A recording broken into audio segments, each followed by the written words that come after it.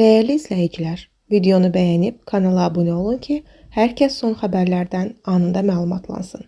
Saatlı rayonunda fermer təsərrüfatında çalışan çoban külli miqdarda mənimsəmədə ittiham olunaraq həbs edilib.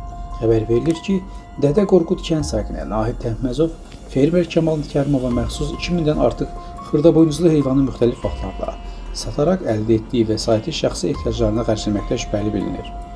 İddialara əsasən nəticədə sahibkara 700.000 manatdan çox maddi ziyan dəyib. Ziyanın məbləği heyvanların sayı, çəkisi və ətin bazar qiyməti nəzərə alınmaqla müəyyən edilib. Fermerin hüquq mühafizə orqanlarının müraciətindən sonra Nahid Təhməzov barəsində cinayət işi başlanılıb və o həbs edilib. Ona Azərbaycan Respublikası Cinayət Məcəlləsinin 179.4-cü maddəsi xüsusilə külli miqdarda mənimsəmə ittihamı irəli sürülüb. Təqsiri məhkəmədə sübuta yetiriləcəyi təqdirdə onu 10 ildən 14 ilədək azadlıqdan məhrum etmə cəzası gözləyir.